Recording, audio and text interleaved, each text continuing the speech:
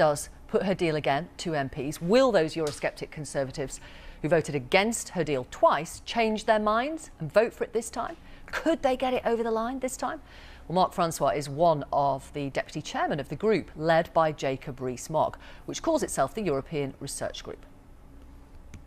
Well, if nothing has changed, I shall vote against it just as I did on Tuesday. But what if the Attorney General, Geoffrey Cox, comes up with, which is being reported, this extra legal advice which makes it clear that if the backstop becomes permanent, then that would mean a fundamental change of circumstances, and so the UK could unilaterally pull out of the backstop? Well, would that be enough to make you vote for it? Well, the way this has been handled... Would that be enough to get you to vote for it? Well, let me explain.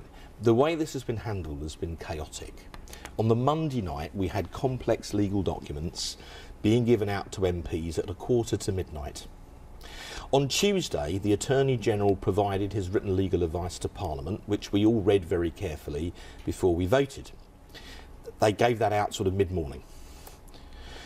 Then at 5 o'clock, 2 hours before the vote, they came up with some sort of additional advice to do with... So it was all a bit of a rush. Well, so if he clarifies this, and this does turn out to be true, that he makes it clear that if the backstop becomes permanent, then that means a fundamental change of circumstances, so the UK could unilaterally pull out of it. Would that be enough to get you to vote for Mrs May's deal a third time?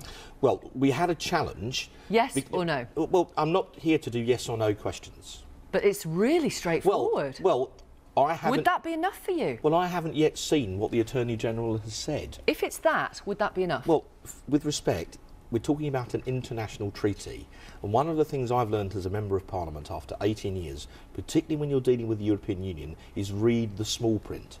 So we established a thing called the Star Chamber of MPs... Well, let's not go back over what happened on Tuesday. You looked at it and the advice wasn't enough. No, but what I'm saying... So you said if there isn't a change, you won't vote for it. I'm saying this might be a change, and I'm asking you if that would be enough. And what I'm telling you, when I get the chance, is we will ask the Star Chamber to look at this additional question, because it's a point of international law. It's very complex. Okay. So, please, so the Star Chamber will examine this and will then advise the ERG on what to do. So I'm not trying to duck your question, but I can't give you an answer until we've had the advice of the Star Chamber. Theresa May is going to warn that if her deal fails to pass a third time, then she says you will get a really long delay and you might lose Brexit. Are you prepared to take that gamble? The deal, the withdrawal agreement, which is a draft international treaty, does not take us out of the European Union. I've read it. That's why we've been against it all along. There must be some reason why we keep voting against it. But it's the only deal on offer. The EU are not going to negotiate another one. You surely don't believe that's a possibility or realistic. That's the only deal. Well, if you were buying a car and someone said, this car doesn't start, but it's the only car you can buy, would you buy it? You can give me all the analogies in the world. I'm telling you, you know, that's the only deal the EU is going to get involved in. They have had enough. That's clear. The Telegraph and the Sun, when the thing first came out, went through it with a fine-tooth comb, as did members of Parliament. They concluded, in their words, it was a surrender document. Right. I'm not prepared to surrender to anybody. But it could take you out, the UK, out of the EU on March the 29th. Well, the default position, despite... Are you prepared to take the gamble? Well, the default position is, despite yesterday's vote, legally, we leave on the 29th of March. You surely don't believe that is going to happen. Theresa May is preparing a request for a one-off extension to June. Well, the Prime Minister can request whatever she likes. After the shambles in the House of Commons last night, you know, in 18 years as a Member of Parliament, I've never seen anything like last night. That may be the case, but the EU is likely to grant that extension. Well, the House of Commons has got to debate it today. We haven't taken a decision yet. And we will also, by the way, your viewers might want to know, we're also likely to be voting today on whether or not to take a second referendum off the table. Right.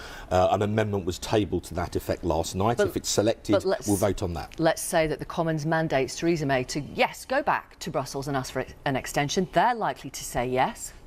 We're not leaving on March the 29th, are we? Well, if you read the government's motion today, it says that we would ask for an extension, but only if the withdrawal agreement passes. And that's likely to be amended. Do you honestly believe, can you look me in the eye and say, the UK is leaving the EU on March the 29th? I very much hope so. That is not... Well, everybody knows what that means. That means you can't guarantee it. You don't know.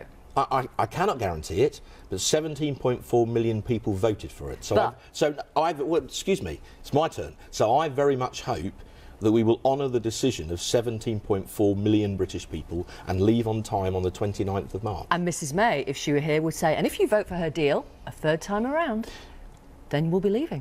Well, and I would say, as I am here, having read the deal, and with respect, Victoria, have you read it? Of course I've read it. Well, so twice. So have I, twice. Right. So then you know it means we don't leave. I also know it's the only deal in town. Yes, but if it's a rancid deal, why vote for it? That's your choice. Should Cabinet Ministers who defied party instructions in those votes last night be sacked? Yes. What do you think of the fact they haven't been? I think collective responsibility fell off its horse and died last night. Sarah Newton was one minister who resigned on a point of honour because she didn't obey the three-line whip, and I think amongst her colleagues she's engendered tremendous respect for doing the proper and right thing in those circumstances. Why hasn't Mrs May sacked them? Because I don't think she has the political authority to do that anymore. How would you describe the state of her political authority today? I have seen better run parish councils than what I saw in the House of Commons last night. And this is your own government, your own Conservative Prime Minister you're talking about? Well, I can only say it as I see it. What happened last night was because the first vote on taking no deal off the table was so close, there was only 4 votes in it. A number of very pro-Remain ministers realised that and thought, crumbs, if we don't do something, you know, it could actually be overturned on the second because it's so close. So they deliberately left. In defiance of a three-line whip, the Prime Minister obeyed or was with her own three-line whip. All the other ministers and backbenchers went through the lobby to oppose the amended motion. These ministers absented themselves. Do you think they're being protected by 10 Downing Street? Well, 10 Downing Street clearly have done nothing about it, so of course they are. Right, and what do you think of that? Well, if you do not have collective responsibility, you know, ministers are supposed to support each other and, you know, work together as a government. That's how our constitution works. And under our constitution, if a minister cannot support the policy of the government, they have to resign, which is what Sarah Newton honourably did. But they don't have to resign, we've seen it. Well, that's... Discipline is broken down. Well, completely, yeah. As I said, collective responsibility fell off its horse and died. You may as well... It's not the fault of the Whip's office, they're not giving the orders. So, you may as well dissolve the Whip's office and send them all off, you know, for a 2-year holiday. Bearing that in mind then, how long can your government last? I'm going to focus today on these critical votes. How long do you reckon? Well, let's see what happens, but shall we say the Prime Minister's authority is seeping away? But she has got a little bit of authority left, you're saying?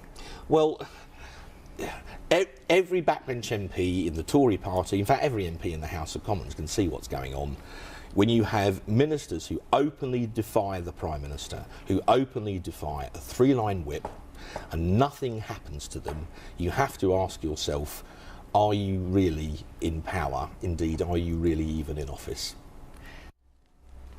That's a Conservative